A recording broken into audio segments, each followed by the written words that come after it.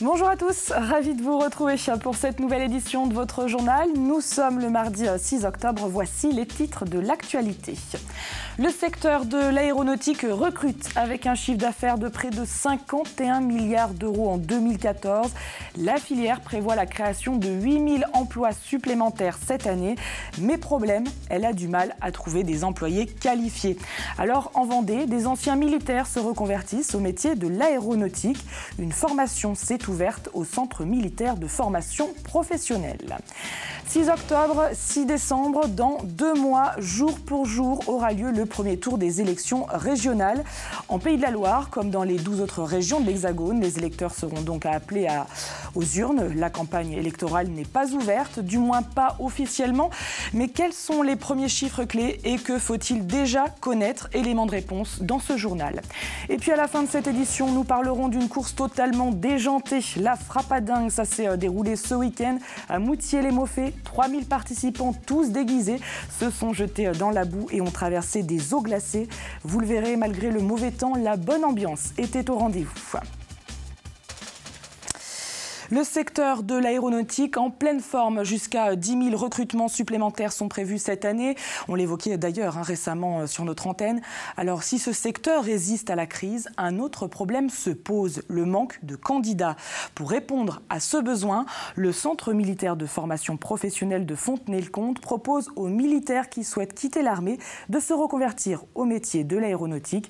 Une formation qui a été inaugurée ce matin. Reportage Samuel Grasset. Gary a débuté sa formation il y a tout juste 2 mois. Diplômé de mécanique automobile, il a passé ses 5 dernières années dans l'armée de terre, affecté aux transmissions dans un régiment de Lorraine. Aujourd'hui, il souhaite retrouver un emploi dans la vie civile. L'aéronautique, il n'y connaissait rien, mais il a été séduit par les opportunités. On va faire un stage au mois de novembre de 3 semaines. Un stage que je vais effectuer donc, chez Airbus à Saint-Nazaire. Donc j'espère que ça va bien se passer, ça va bien se passer. Et à l'issue, pourquoi pas aller travailler chez eux, on va voir comment ça se passe. Il va donc suivre ici au sein du Centre militaire de formation professionnelle de Fontenay-le-Comte des cours jusqu'en janvier prochain pour devenir monteur structure aéronef. 2 autres formations aéronautiques sont également proposées aux militaires en reconversion, soudeurs et techniciens aérostructure. Les aérostructures sont recherchées par les entreprises qui font de la maintenance avion, qui font de la fabrication et de la réparation ou qui font de la modification d'avions. Car l'objectif de ces formations est de répondre aux besoins des entreprises du secteur. L'aéronautique continue de recruter 8 à 10 000 personnes par an et les profils des anciens militaires intéressent. On recrute beaucoup sur des postes d'inspecteurs qualité en fait. Et donc c'est vrai que cette rigueur qu'ils ont acquise au cours de leur expérience à Défense Mobilité, nous est très utile, on l'apprécie énormément. Ces formations ont été établies avec l'AFPA, l'organisme de formation pour adultes, pour le centre de Fontenay-le-Comte, le plus grand d'Europe destiné aux militaires en reconversion. Il s'agit de réussir la réinsertion des stagiaires dans la vie civile. En 2014, 85% des militaires qui sont passés par Fontenay-le-Comte ont trouvé un emploi dans les 6 mois qui ont suivi leur départ des armées. Et sur le premier stage de soudeur aéronautique, les 15 militaires et civils qui ont suivi ce stage sont à l'emploi. Dès l'an prochain, 2 formations aéronautiques supplémentaires seront proposées à Fontenay-le-Comte. 110 stagiaires seront ainsi formés chaque année. Des anciens militaires, mais le centre accueille aussi quelques demandeurs d'emploi. Et le Centre militaire de formation professionnelle envisage également d'ouvrir une formation autour des métiers de la mer et des énergies marines. 46 interventions cette nuit des sapeurs-pompiers, dont 40 sur le secteur d'Olonne.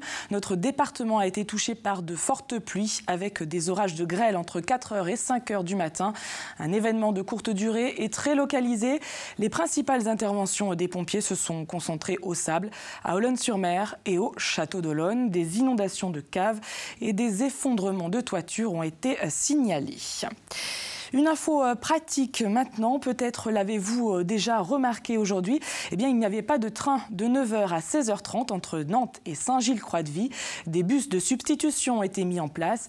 La situation sera la même jusqu'à jeudi, en cause des essais de rames pour le relèvement de vitesse des trains sur cette ligne prévue en fin d'année.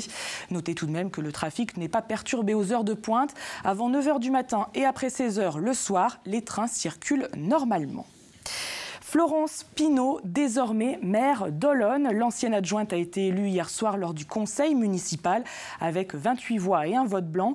Elle succède à Yannick Moreau qui avait démissionné de son poste le 29 septembre dernier. Yannick Moreau, député de la Vendée, souhaite ainsi se consacrer à la fusion annoncée des communes d'Olonne-sur-Mer, les Sables d'Olonne et le Château d'Olonne. Une fusion prévue pour 2016. Politique, toujours avec les élections régionales qui se rapprochent à grands pas. Le premier tour est dans tout juste 2 mois, le 6 décembre prochain. Alors d'ici là, nous aurons évidemment l'occasion de vous présenter les forces en présence, les différentes têtes de liste et puis les enjeux du scrutin. Le premier d'ailleurs à 13 régions. En Pays de la Loire, pas de redécoupage, mais partout en France, des compétences élargies. Alors faut-il déjà savoir, qu'est-ce qu'il faut savoir déjà sur la région? Quels sont les premiers chiffres clés à connaître? Élément de réponse avec Carl Laboureux. C'est l'une des 5 régions sur les 13 que compte aujourd'hui la France, dont les contours n'auront finalement pas évolué. Les Pays de la Loire regroupent donc toujours 5 départements, la Vendée, la Loire-Atlantique, le Maine-et-Loire, la Mayenne et la Sarthe. 5 départements qui se partagent 93 sièges au conseil régional. Une assemblée de 93 élus donc, dont les domaines de compétences quant à eux évoluent et ont même été élargis. Désormais, ce sont les régions qui sont chefs de file en matière économique. Elles soutiennent l'innovation, apportent des aides directes aux entreprises et élaborent des schémas régionaux de développement économique. La gestion des lycées, la formation professionnelle, l'apprentissage, mais aussi les transports ou encore la préservation d'espaces naturels, par exemple, sont autant d'autres missions confiées à la région. Des compétences qui seront évidemment et sont déjà au cœur des thèmes de campagne de ces prochaines échéances électorales. Certains candidats sont déjà en lice, d'autres vont officialiser leur candidature dans les semaines, voire les jours qui viennent. Tous devront en tout cas déposer leur déclaration avant le 9 novembre, midi, pour un premier tour des élections qui, rappelons-le, aura lieu le 6 décembre prochain. Et parmi les candidats à ces élections, les principales formations politiques seront évidemment présentes. Christophe Clergeau pour le Parti socialiste, Bruno Retailleau pour les Républicains, Pascal Gana pour le Front national. Du côté d'Europe Écologie Les Verts, c'est Sophie Bringui qui mènera la liste régionale. Et pour Debout la France, Cécile Besse de GC. Le numérique est partout et il doit être accessible à tous. C'est le but de l'Innovation Week, la semaine de l'innovation digitale. Ça se passe en ce moment dans une 50aine de villes en France. La Roche-sur-Yon fait partie des communes qui organisent cet événement. Ce week-end, par exemple, il y avait des démonstrations de vol de drone sur la place du théâtre. Les passants pouvaient également essayer différents gyropodes. L'Innovation Week, c'est très professionnel. On a eu des soirées thématiques sur le big data et encore les objets connectés. Là, on a vraiment voulu ouvrir un petit peu le numérique à tout public. Souvent, j'entends les gens qui me disent le numérique, c'est pas pour moi, j'y comprends rien, etc. Alors que le numérique, finalement, c'est partout. Toute la journée, on a du numérique, on s'en rend même plus compte. Donc voilà, le digital, le numérique, l'innovation, tout le monde a accès et c'est vraiment à la portée de tout le monde. Oui. Et à noter que jeudi, ce sera la soirée de clôture de l'Innovation Week. Une soirée spéciale sur le thème « Internet a changé nos vies » est organisée au Conservatoire de musique et de danse de La Roche-sur-Yon. C'est à partir de 19h. La Vendée compte 28 000 pêcheurs. C'est le 12e département de France en nombre d'initiés. Pour répondre aux besoins de la fédération départementale, une maison de la pêche et de la nature est actuellement en construction du côté de la Ferrière, à l'étang du Plessis. La première pierre vient d'être posée. L'ouverture est prévue pour 2016.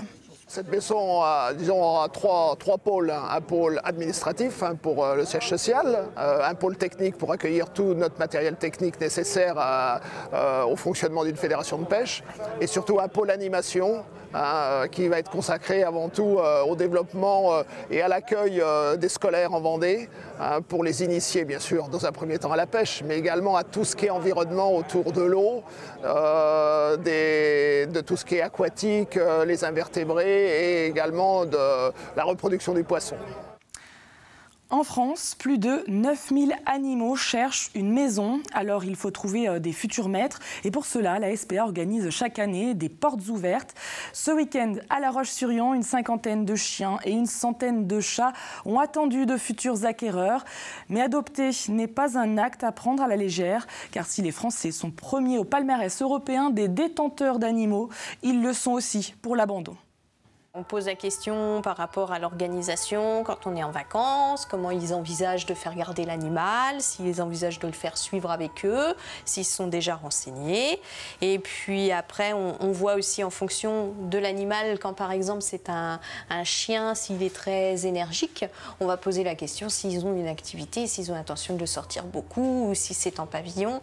Voilà, on va donner plein de conseils d'éducation aussi à côté, en fait, en fonction de chaque animal. Ils ont rampé dans la boue, nagé dans des eaux à 12 degrés et rasé de près des fils électrifiés, juste pour le plaisir.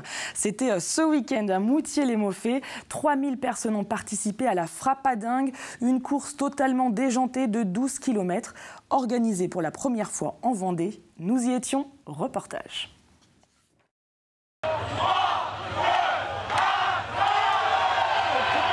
Et c'est parti pour 12 km d'un parcours du combattant un peu particulier. Il n'y a pas de problème, il n'y a que des solutions là.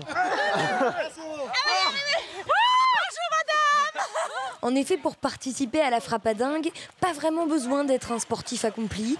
Il faut avant tout avoir l'envie et le style.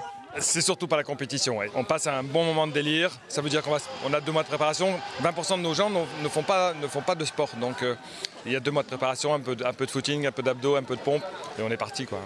Et un beau déguisement. Bonjour maman. Et oui, la Frappadingue, c'est avant tout un état d'esprit.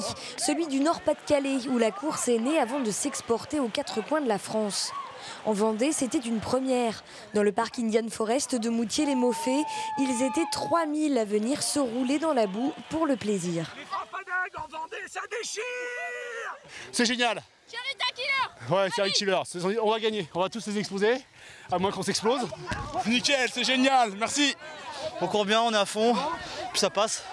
On a fait quoi? 39 minutes, il reste la moitié.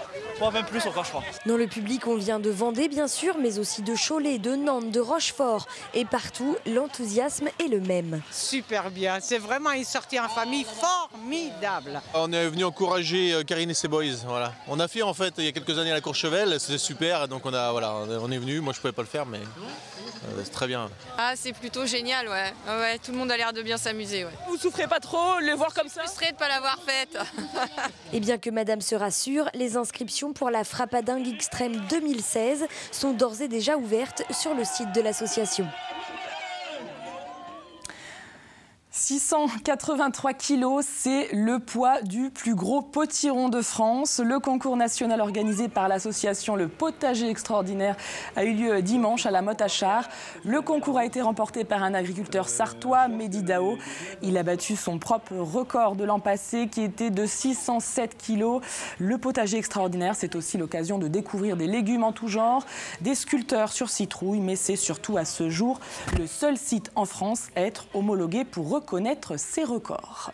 Il y a des amateurs qui jardinent depuis le mois de janvier, qui sélectionnent leurs graines pour produire un fruit énorme pour ce jour-là. Ils consacrent leur journée entière, il n'y a pas de vacances. C'est une attention au quotidien et en même temps c'est d'une grande technicité.